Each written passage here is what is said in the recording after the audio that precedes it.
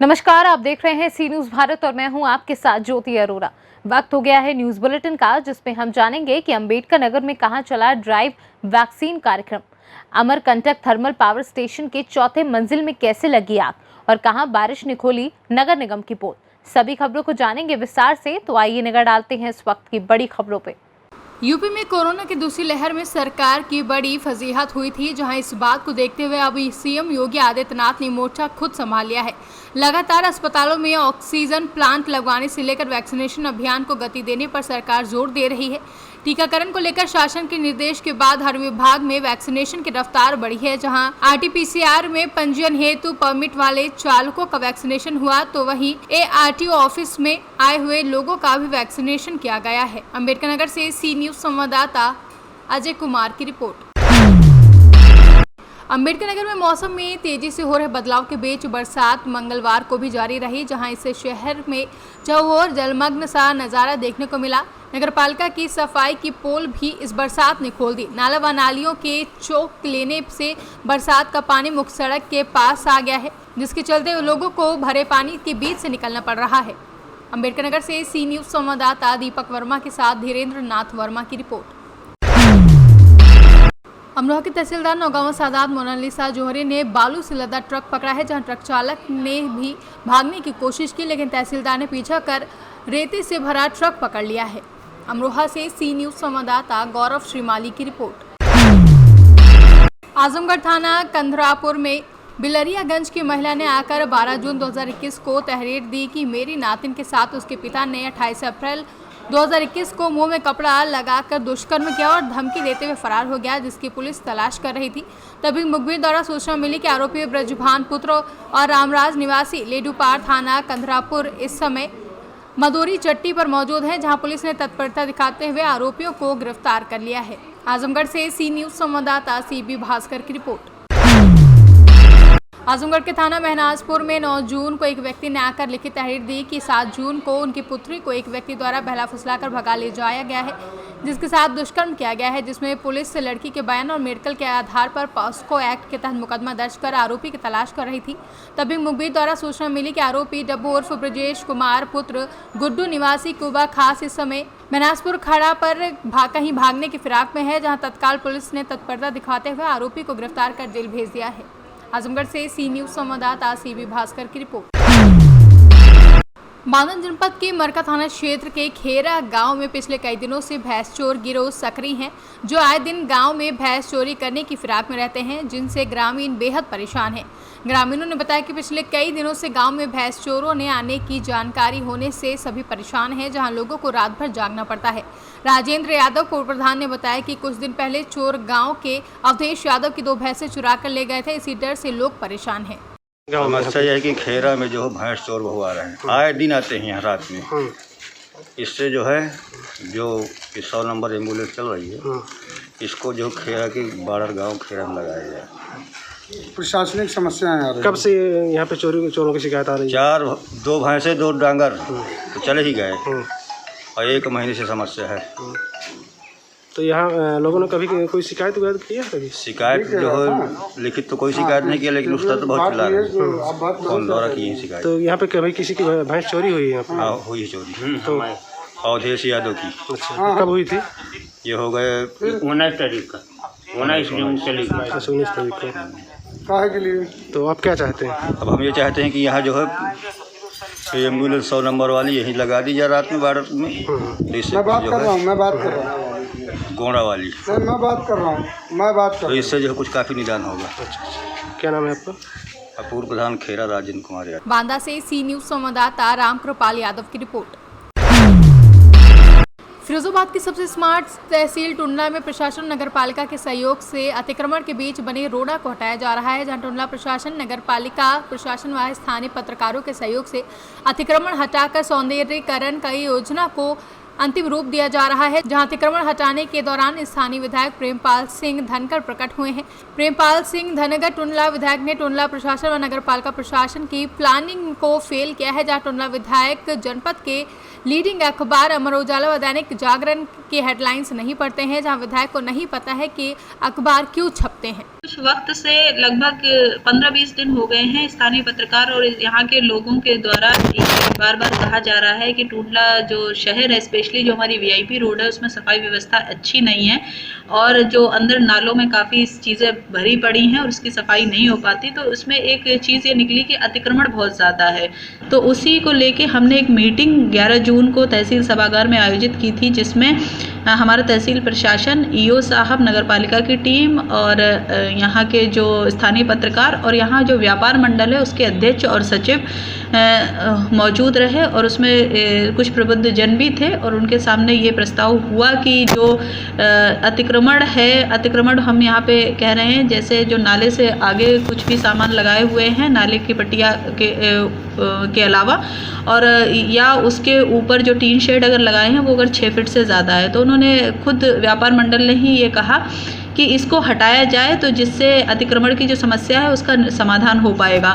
तो हम लोगों ने सर्वसम्मति से ये प्रस्ताव पारित किया गया। उसके बाद हमने नगर पालिका के द्वारा मंडे और ट्यूसडे, क्योंकि सैटरडे और संडे लॉकडाउन था, तो मंडे और ट्यूसडे हमने इसका व्यापक प्रचार प्रसार करवाया। साथ में हर न्यूज़पेपर और सोशल मीडिया सब पे इसको वायरल किया गया। लोगों को बार बार बताया गया कि ऐसा ना करें, अगर ऐसा करते हैं तो आपका ये अतिक्रमण हटा दिया जाएगा। और आज की डेट हमने डिसाइड की थी 11 बजे से। तो हम लोग उसी कार्यक्रम के तहत अपना पूरा हमारा तहसील का प्रशासन, पुलिस, नगर पालिका की पूरी टीम, ईओ और साथ में उनके जो भी अतिक्रमण अधिकारी वगैरह हैं, साथ में और स्थानीय पत्रकार, सारे लोग मिलके हम लोग अतिक्रमण हटा रहे थे। हमने काफ़ी सारा अतिक्रमण हटा भी लिया था। उसी दौरान विधायक जी आए और उन्होंने कहा कि व्यापारियों का उत्पीड़न किया जा रहा है, किसी तरह से उन्हें इसकी इन्फॉर्मेशन नहीं है, तो इस तरह से उन्होंने उसको रुकवा दिया, जबकि हमने इसको काफ़ी प्रसार करवाया था। अगर आप पिछले न्यूज़पेपर में देखना चाहे या किसी भी चीज़ को, तो सभी को इस चीज़ का पता था और काफ़ी अनाउंसमेंट इसका चल रहा था। फिरोजाबाद से सी न्यूज़ संवाददाता जेपी सिंह की रिपोर्ट।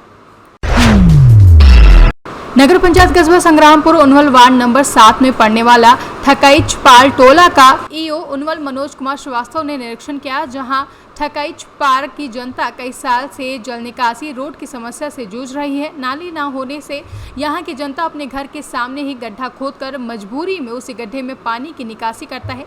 इस बरसात के सीजन में जल जमाव होने की वजह से लोगों को काफ़ी कठिनाइयों का सामना करना पड़ता है। सर, ठकईचपाल के लोग आज आपके पास अपनी समस्या लेकर आए थे, इस मामले पर आप क्या कहना चाह रहे हैं? इस मामले का संज्ञान मैंने पहले से ले लिया है, जेई को बुला करके मैंने एस्टीमेट बना लिया है और अगले बैठक में हम इसके पैसे उससे जितना भी बन सकेगा प्रायोरिटी इनका काम ले करके उस गाँव में नाली सड़क का निर्माण कराया है। सर, अभी करंट में बरसात का टाइम चल रहा है, बरसात में मैं पुनः आज उस गाँव का अन्वेषण करने जा रहा हूँ। जो भी समस्या होगी त्वरित निदान कराऊँगा।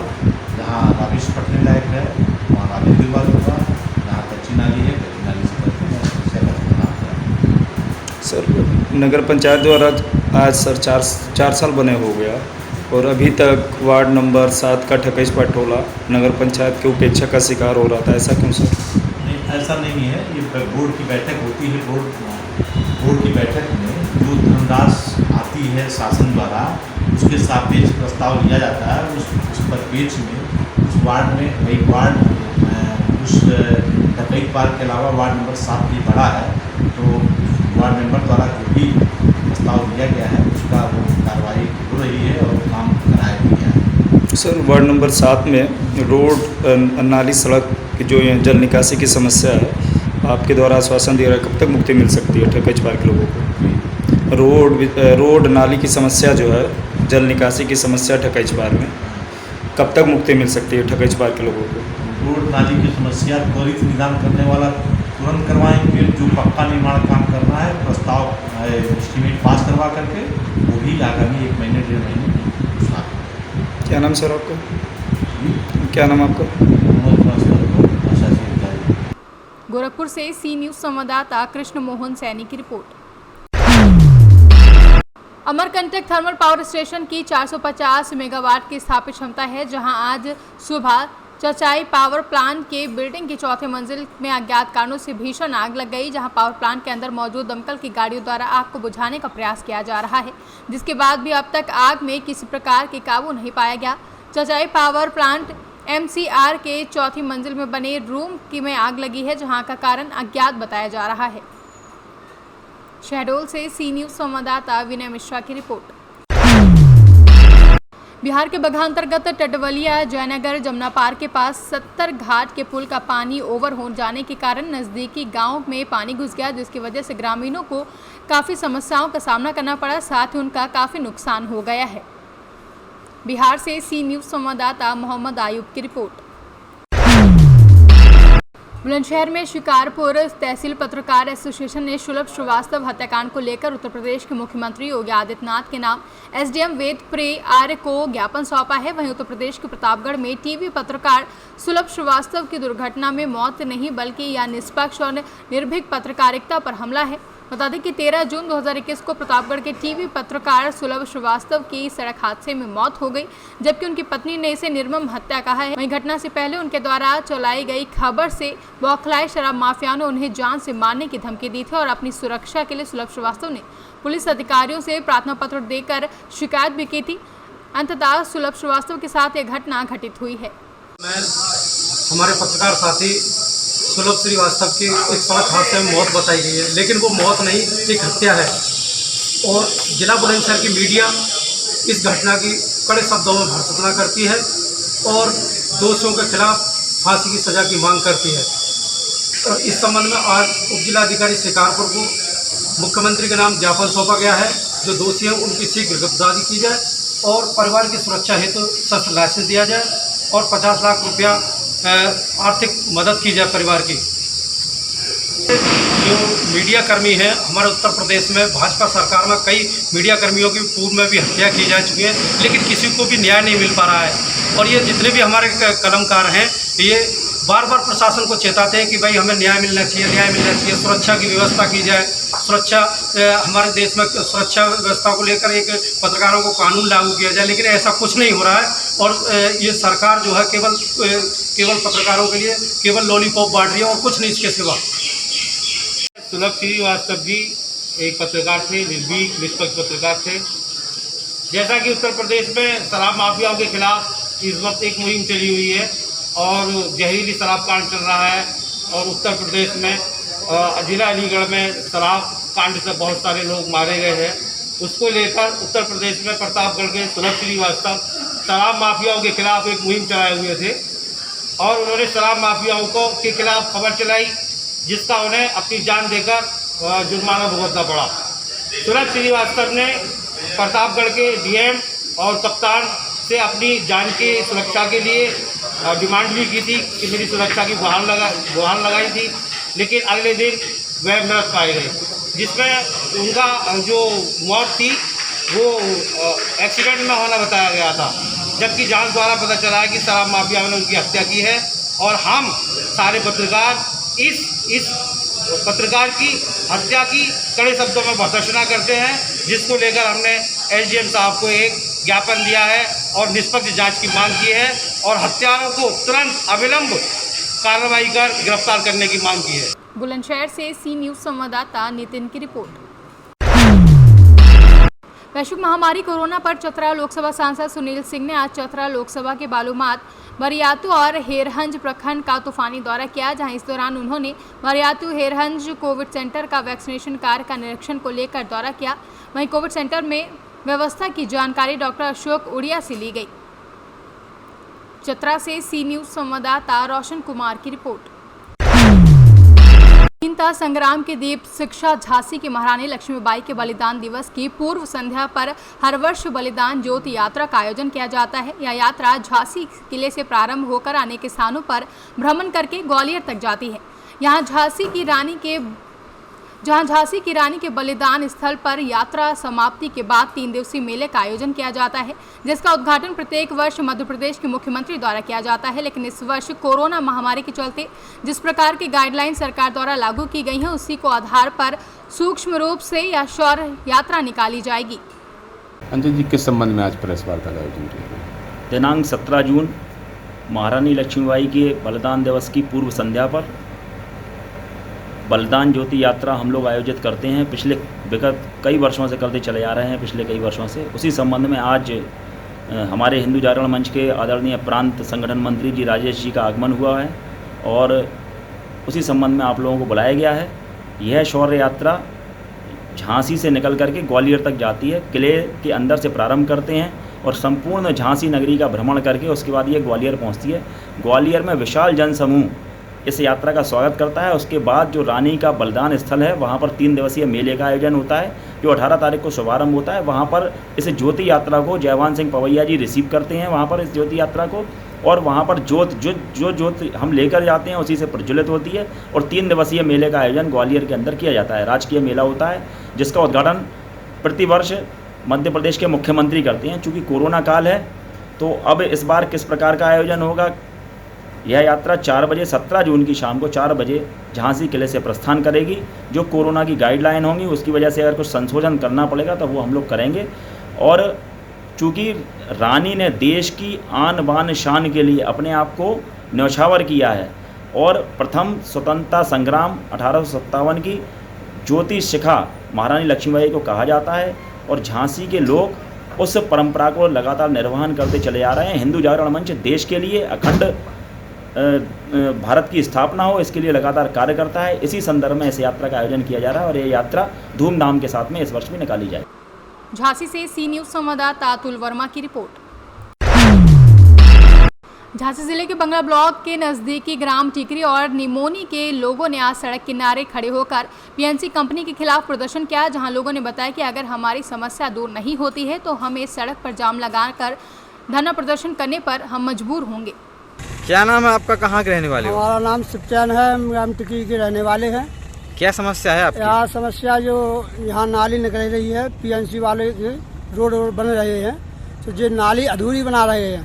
यहाँ गांव वालों के घरों में सारा पानी भर जाता है, जमा होना चालू हो गया है और वो नाली नदी तक पूरी नहीं बना रहे हैं। कई बार उनसे कहा भी है, शिकायत भी की, लेकिन कोई सुनवाई नहीं कर रहा है। तो आप लोग क्या चाहते हैं? हम लोग यही चाहते हैं कि ये नाली सीधी नदी तक बनना ही चाहिए, ना तो सारे मकान भर जाएंगे और गिर जाएंगे। गरीब आदमी हैं रहने वाले और कोई मकान थोड़ी बनवा पा रहा है बार बार। झांसी से सी न्यूज संवाददाता धीरेन्द्र सोनी की रिपोर्ट।